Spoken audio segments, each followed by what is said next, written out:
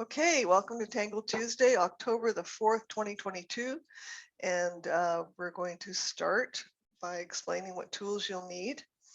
This is a mixed media paper. If you have a Zentangle tile, it will also work, but it might be a little too small for what we're doing today, because it might make things a little teeny weeny. But this gives you an idea what size it is. So you might want something a little larger than that. It might work though. And I also have this paper is also mixed media, the vellum surface. So, pick what fits for you. I'm going to use the larger piece of paper so that you can see. And I have to take off my jacket. I'm too hot. Okay. So you're also going to need a pencil. I happen to have an HB Zentangle pencil, but any HB pencil or lighter, harder pencil will do if that's what you have. I've got a pen here. It's a black Faber-Castell Pitt pen, and this is a small or 0.3 or 0.3. They call it 0.3, and so just an idea of what it looks like. It's a little bit thicker than an 0.1. And a backup pen in case that one goes, which they do, is an 0.4 Sakura Pigma Sensei. Gives you an idea what that looks. I like this one too because the barrel is fatter for your fingers, and also the nib is plastic, so it does tend to take a little more abuse. And I've also got a tortillon or blending stump. You could use a Q-tip, your finger, to anything else that you can think of that will actually blend it around, blend any kind of graphite that you've got. And I invite you to use color today, but you do not have to. We're going to go with some fall colors. So I have got some Prismacolors.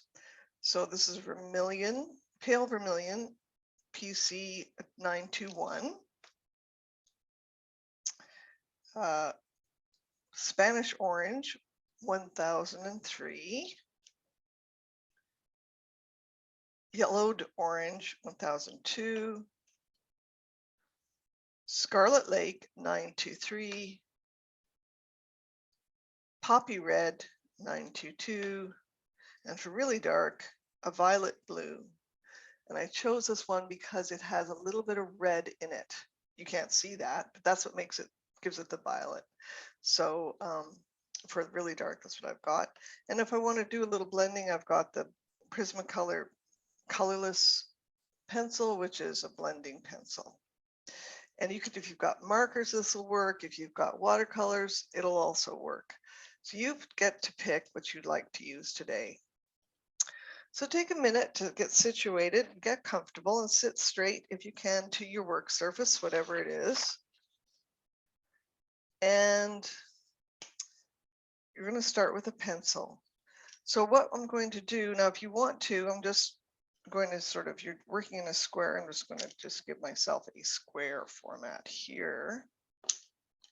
Oh, my pencils are running away. Run away. Okay. And can you see that okay? I'm going to make it, let's see here. I got my light, my zoom, my exposure down. That's going to do any good. Oh, that's a little too much exposure. Okay, so I'm going to make mine quite dark with the pencil so that you can see, but you're going to try to make yours light. And so this is a sort of free form kind of string that you're going to use. And I'm just going to start, I'm going to give myself enough space at the top. I want to have a little space at the top and just a lazy kind of sort of S, if you can see that, like that. And this is just going to give me the scaffolding of what we're going to work with today. So once you've done that, you're going to center 3 pumpkins, and the pumpkins are going to be in graduated sizes. And I'm going to start at the bottom, And so the middle of this line is going to be roughly the middle of my pumpkin shape. And again, pumpkins are not perfect, are they? They're not perfectly round. They have, all of them have different nubbly things. So if it's not perfect, it's okay. And then I'm going to do another one. I'm going to tilt it on the axis. So it's going to be facing this way. The top's going to be up here and the bottom's going to be on this one. It's going to rest on that one.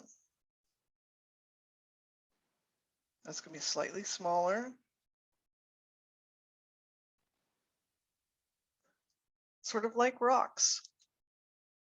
If you want to think about rocks, that's another way to do it. And then one final one at the top. Again, this is my center axis here, my center point, and there's a little pumpkin on top. And if you want to make it a little bit, you're not completely thrilled with the shape, then you can go on back with your pencil and change it a little bit if you want.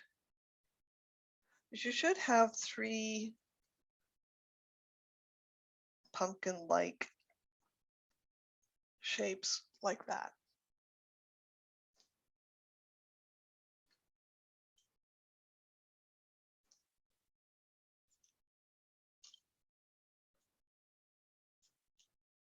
Okay, now I'm going to take my pen. This again is a Faber-Castell Pitt pen. And I'm going to outline my pumpkin shapes and maybe give them a little more detail. So coming back around, I'm starting at the top, giving this one a little bit of an indentation for the stem.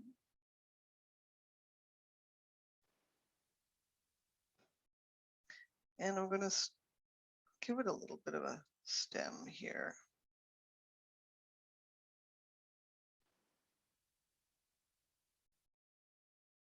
And this one here.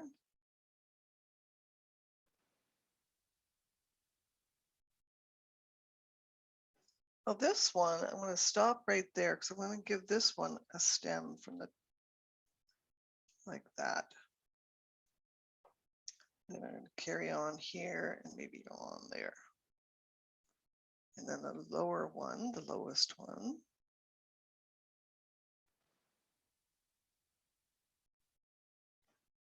So we have these wonky pumpkins.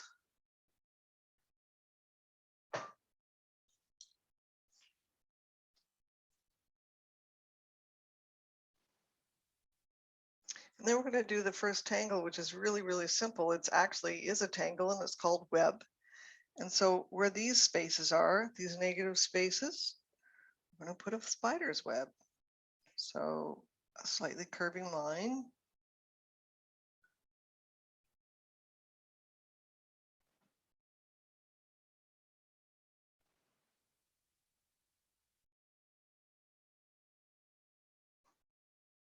And you can make it, if you want, more pointed, like that. So I like to start with really simple tangles to begin with, to get my brain, oh, this is what we're doing. Get my hands warmed up. I don't like to start usually with something that's going to be too taxing. I'm going to do another one on this side.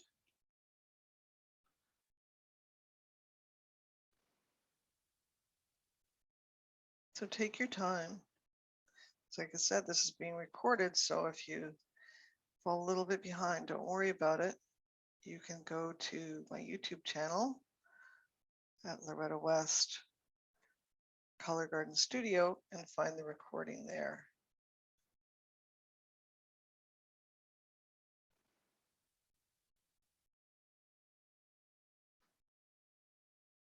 Take a deep breath every now and again. Just let it out, let the tension out.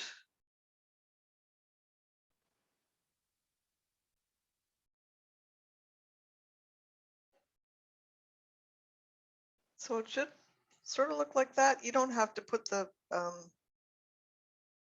webs all the way around, you know, in every space like I've done. You could pick and choose.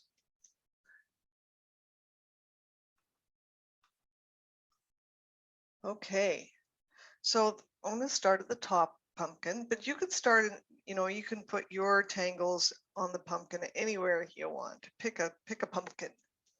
I'm going to start by giving this sort of a band around the center of this one. So like this. It's fairly large. Looks like that's about, well, I don't know, thumbnails width for me. So this is called X's and orbs. And that's and orbs. Oops, let's put this down here. I'm writing it. You can't see it. ORBS by Marine Stott.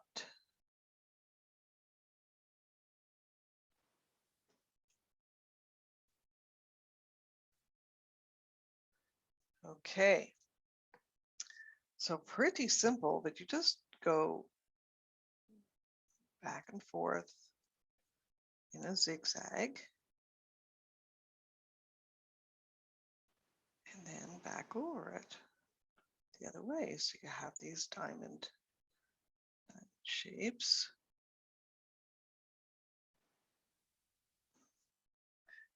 Okay. And if you want to, you can also restate the line, actually just parallel this line of aura. That's the word aura, parallel line above and below. And then where the diamonds are in the center, I'm going to do a little bit of a curved line. Then I've got a partial one here. Again, go slow. I coach people to go slow as you can, to slow everything down. Remember to breathe and remember where your body is in space.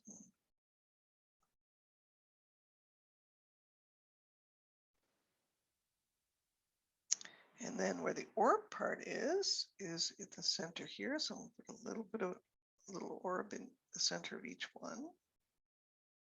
Oh, there's a little squeaky one right in there, and a partial one here, and a partial one there.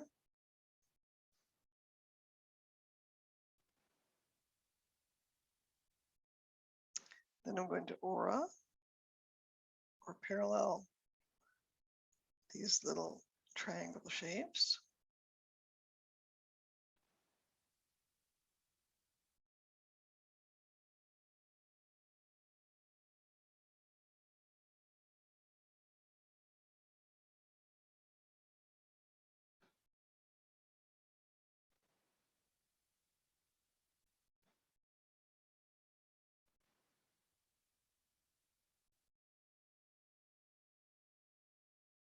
As fast as you can. And then around the orb, I'm coming in, I'm going to puddle in some black, or it could be another color. I want to pick another color in there. Say a bright orange might be a possibility for you. Little tiny spaces as I get smaller and smaller.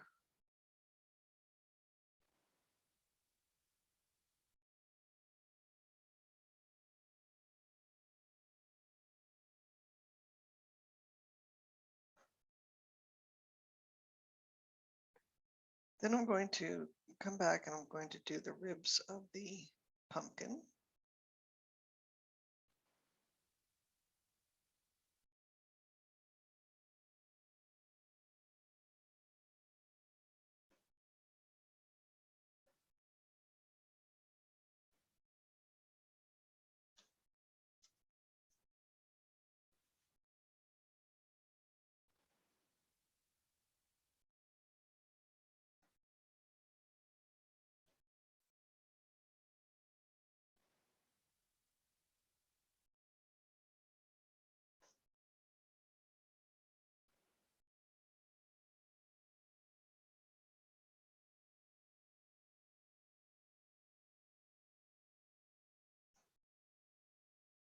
Okay.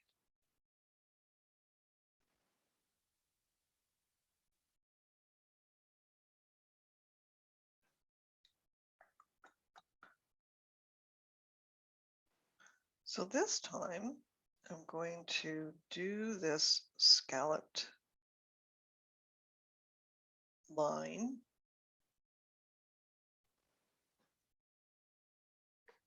across the top of the second pumpkin, and then have one that mirrors it on the bottom.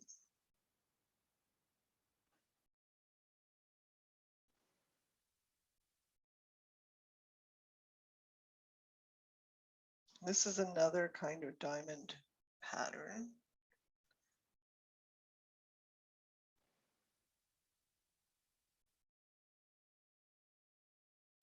So you take your pen and do some diagonal lines, spread quite a bit apart.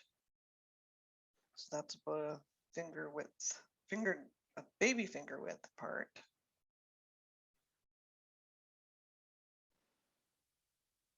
And again, just like we did up here, we're doing X's.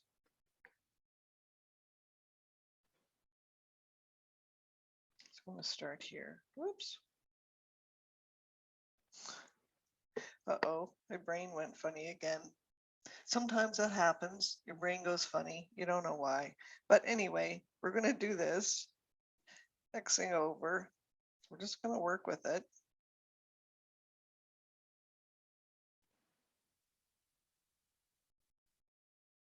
Okay, so these are going to be wonky because the space is not uniform.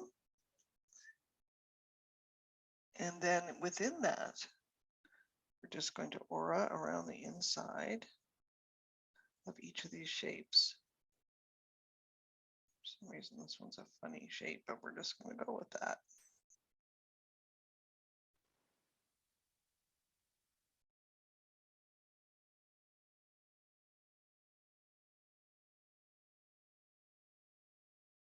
And then we've got this, whatever we've got, we're just going to do that.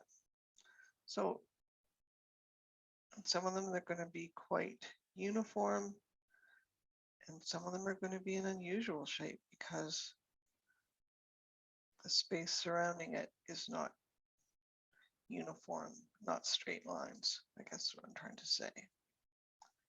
So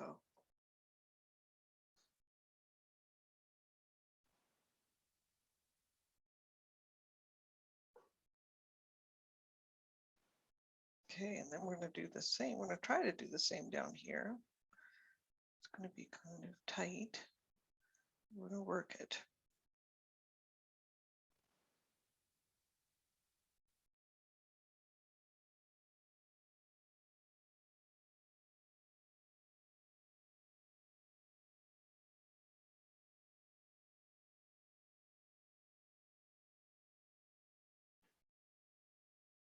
So I've got little X's going across here as best as I can fit them in.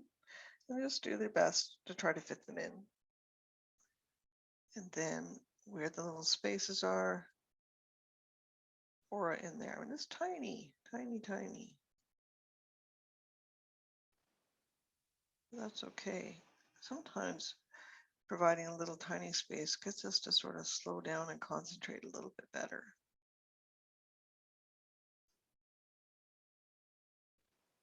If you have difficulty with the tangle, I recommend that you put it on a larger piece of paper. So if this one is, a little too constrictive for you, practice it on a larger piece of paper and see what happens. And do it large, draw it large. Okay, so then we have these ribs, this pumpkin in the middle.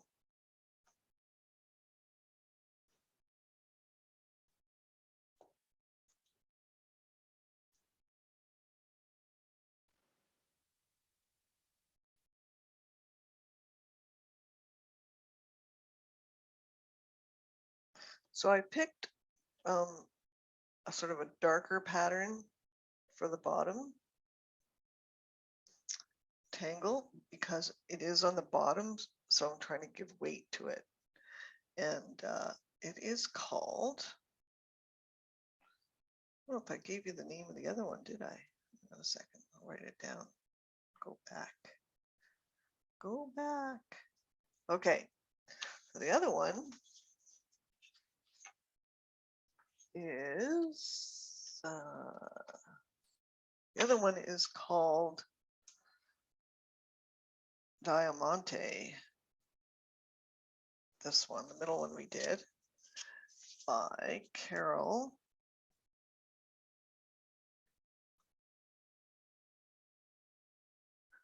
Therrien, Therrien.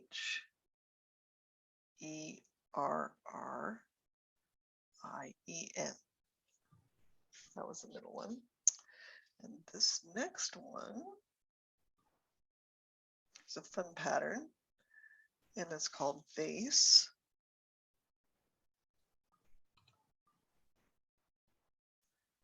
By Anastasia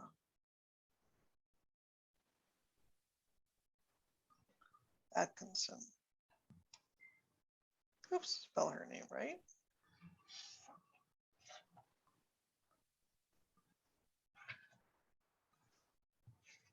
Okay. So then this one, we're going to do, we're going to segment off our pumpkin and do quite wide ribs. So I'm only doing for this big pumpkin, 1, 2, 2, 3, 5 open spaces. And you can do this in a band if you wish to go across it on top, bottom, or middle, or do the whole thing. And I'm going to do the whole thing, but I'm going to do it in sections. So these individual sections. And so you start with a wavy line.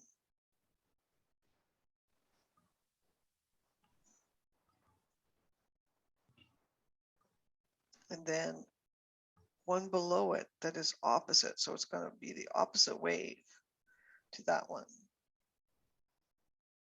As opposed to being an aura, it's going to be the opposite.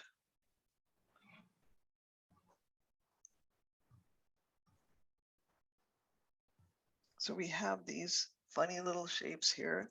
So we're going to aura around the inside of this shape. As many auras as you want to fit in there.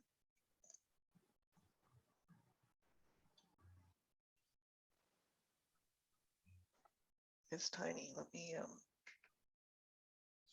it's tiny, tiny.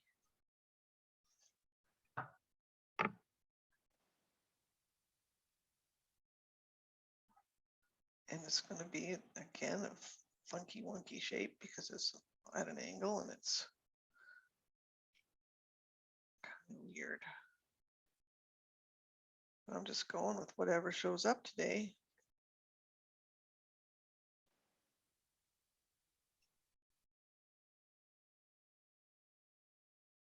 And then you can, if you want, you can, I'm just going to add another long line right there. Sorry, other line right there. If you want, you can put alternating darker and lighter here. So you could make the center light and then a white line around it and then the darker line on the outside or vice versa. I'm going to leave it quite open here for now.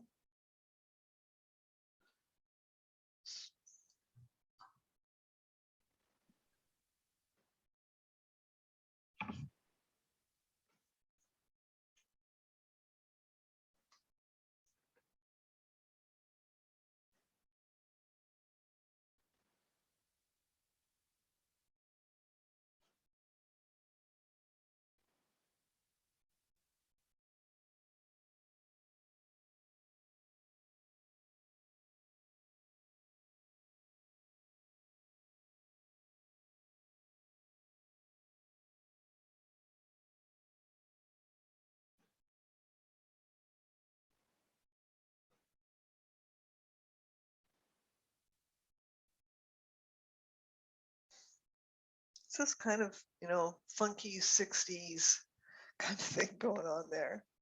And if you can make each rib the same, or you could or each space the same, or you can mix it up with another tangle that you wanted to try. And then I'm going to go in, I'm just going to go and darken around the very center one. Black, but again, you could use a different color to do that.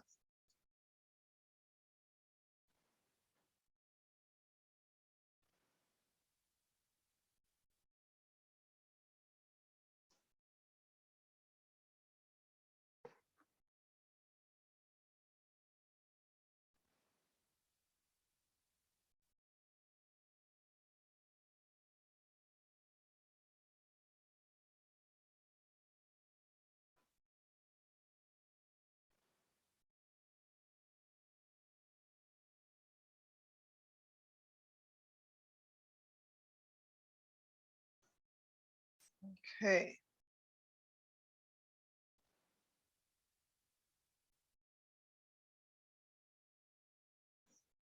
And then I'm going to go over and restate this. Oops, I know that.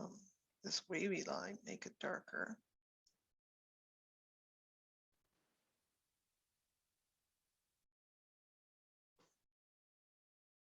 Now, in the example that Anastasia did, she has these two lines connecting, these two. So you can do that if you want. It's up to you what you'd like to do. But it is makes it a little more darker, a little more contrasty. Is that a word? Contrasty? It's a word now. Okay. And then I think what I'm going to do is do bead lines. And I want to alternate it. So bead lines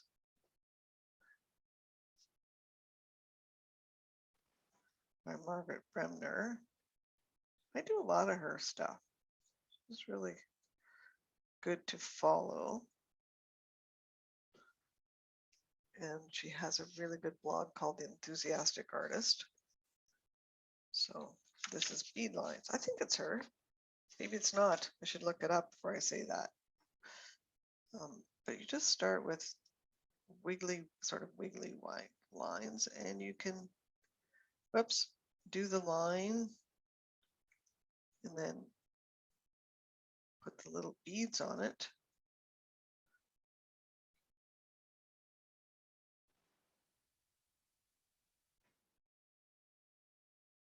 Just at random. I mean, they could be, 2, then 1, then 3, or whatever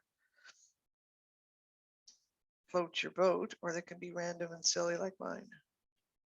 I'm not thinking, trust me. There's no thought, but it's kind of creepy too, so it's kind of good.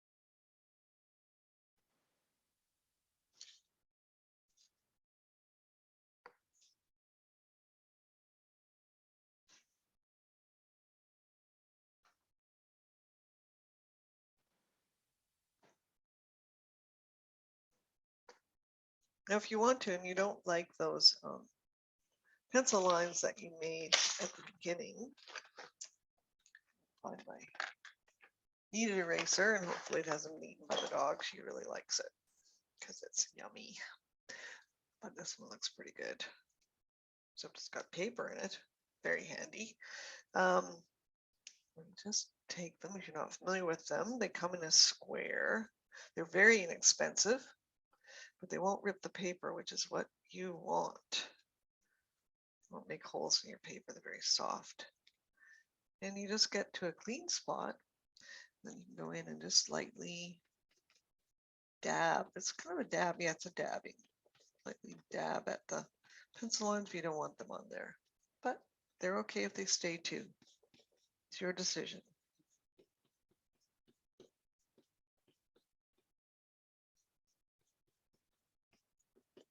So just clean that up a little bit. And so let's do some color here. So I've got, I'm going to start at the top. I've got this, my lightest yellow, which is this Spanish orange. I'm just going to do little circles.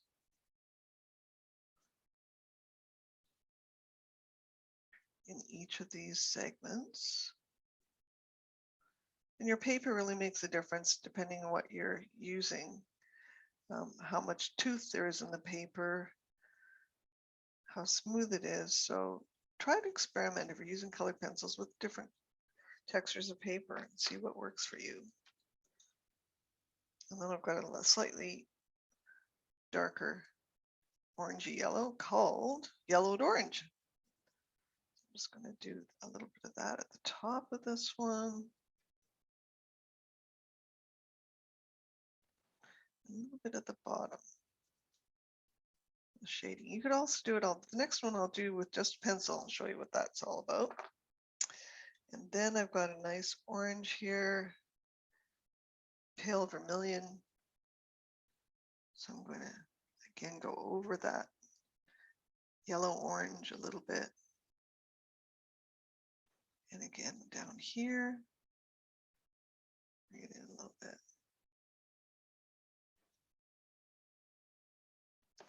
And I've got my Prismacolor blending pencil.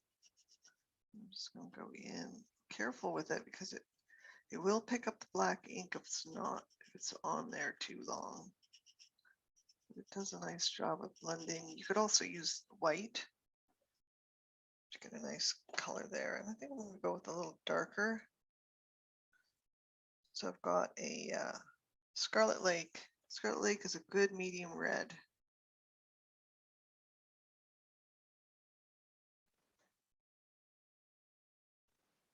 If you want to buy red, if all you can do is buy one red, that's the red I would recommend, Scarlet Lake. Sort of right in the middle of all the reds that they make.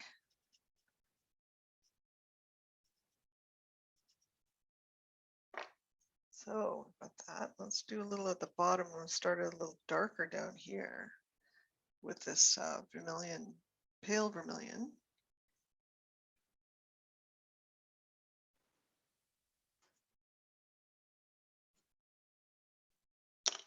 Won't bang myself on the head with the camera. Good. Okay.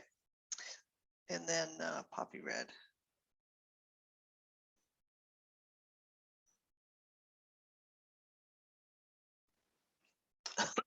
Excuse me. And then at the bottom, we're just going to add this Scarlet Lake again. Give it a little more weight. And come back and come back with this yellow. I think it needs it's a little too dark, so I'm going to add some yellow in here. At the very bottom, I've got a violet blue. So I'm just going to put a little bit in there. So it's going to show a little bit of contour.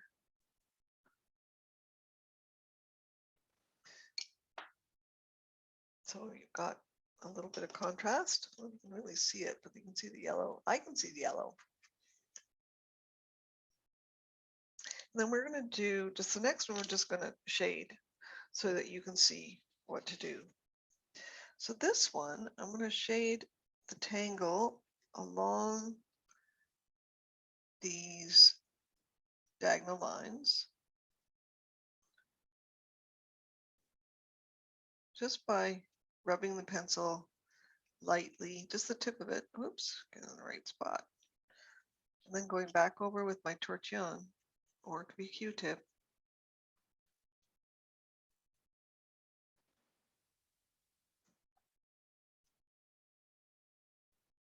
It's going to help that shape pop.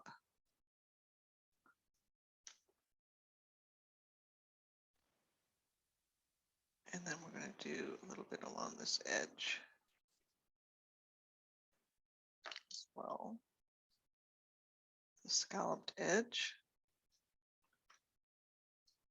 And then I want to, let's take my pencil really lightly. See how I'm holding it on the side like this? And down here, go back to my tortillon and just tickle it a little bit. And a little bit in here along this rib.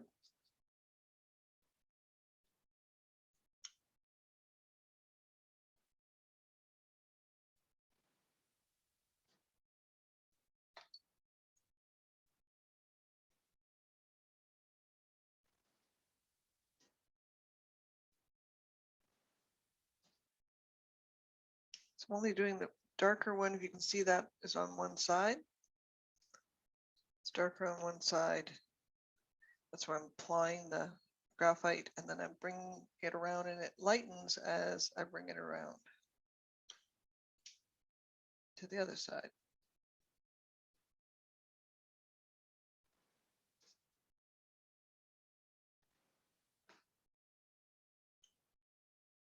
Oops, grab thing. Oh no, pencils everywhere.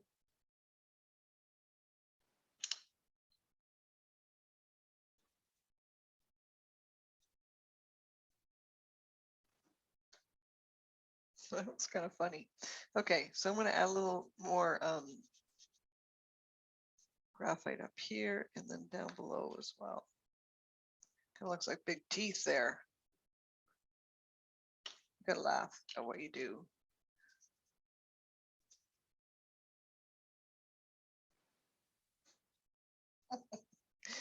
Okay, and then I'm going to go into my orange, and I'm going to go just do a little orange on each one here.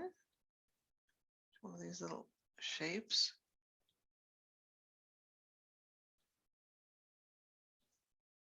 Maybe down here as well.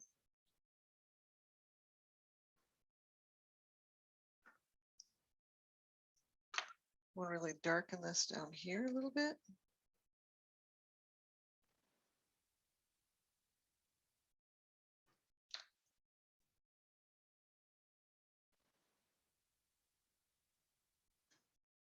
But I can keep working on it till it gets to be more of a pumpkin shape. And you can also go back, okay, you've overshaded. You overshaded. You can go back in with this lovely heat eraser and just pick up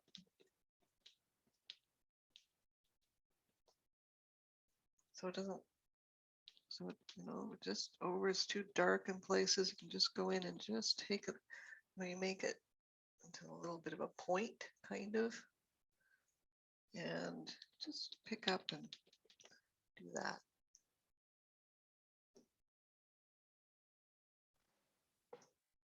Okay, so color it the way you want to, whatever floats your boat, and or not color it, or add graphite, or leave it the way it is. It'll be beautiful. It'll be beautiful because it's an expression of you. And then we're gonna add a couple of fun things here.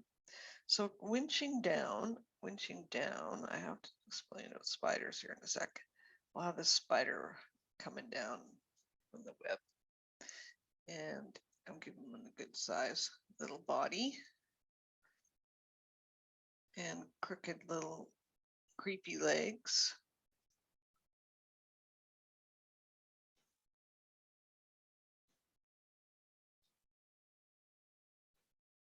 I'm counting 2, 3, 4, 5, 6, 7. One more. 8 legs. So on the weekend, it's a creepy Halloween October thing, but we had some bats that had decided they wanted to live in our sails, on their sailboat. And we could see their evidence. So we kind of put it off for a little while, and then finally thought, okay, we'll have to do something. And so I thought, I'll just take the sail cover off, which is a piece of canvas, and just take it off really slowly. And before that, I really shook everything. I shook everything. I hit it with a broom handle. I did everything to try to get these bats to leave on their own without, much fanfare. And I thought, oh, they can't be there because I've done all this. And when I took the canvas cover off, partially, all these spiders came out. It was just creepy. Oh man, they were huge. They were really big. They were big wolf spiders and all sorts of crab spiders and spiders I'd never seen before. And so I was already a little creeped out. Not, spiders don't usually do too much for me, or to me, but I thought, oh man. And so then I thought, should I wait for my husband? No, I can do this. I'm a big girl. I can do it. So I started to slowly peel off more of the cover. Slow, slow, slow, slow, slow. And I could see where the bats had done their business. And very quickly, one just sort of peeped out from between the folds and flew off. Well, of course, that kind of made me jump. And I thought, okay, that's one. Then I slowly, and I shook it again. I shook the sail. I shook everything. And then I peeled it off more, and then another one came out. But that was it, just those two, thank goodness. But I thought they must have been in there thinking they were in a hurricane. All the shells, their home is shaking, but they just stayed there. I couldn't believe it. Anyway, so that's what made me think about spiders and add a spider. So if you want to, you can also add something at the top of your creation. And I'm going to do it in pencil first. I don't trust myself with pen here. And we're just going to do a little crow. And he's not going to be your perfect rendition of a crow. It's going to be my idea of a crow. It's just a little guy. And you can do this or not.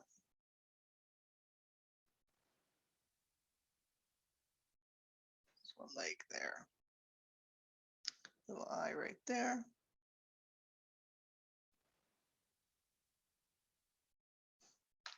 And then I tend to go over it with my pen.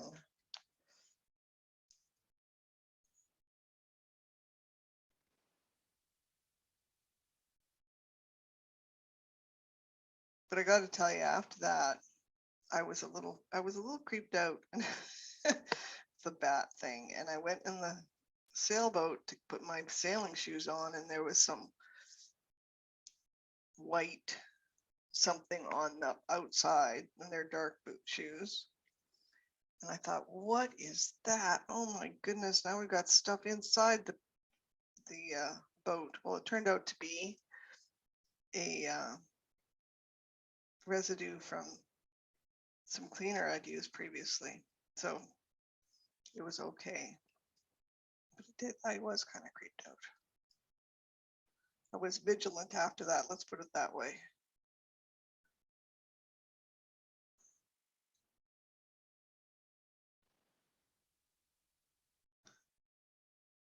Bats are fine at a distance. I think they're great.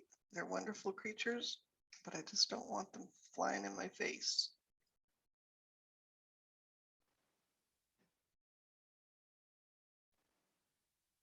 This is kind of a fat guy.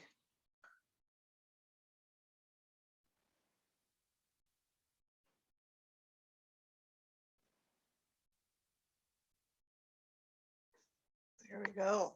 He's made his nest at the top of his toppled pumpkin tower. Should we call it that? Toppling pumpkin tower. That's what I'm going to call it. So I hope you've enjoyed this lesson. As I said, you can stop the recording if you're watching it and catch up at any time.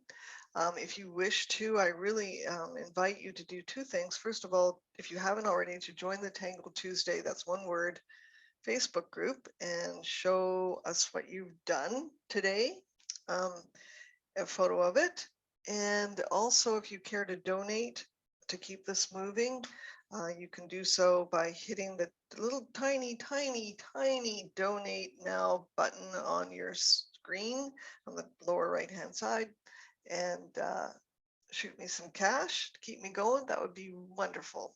I really appreciate you spending the time with me today, and we'll see you in a month.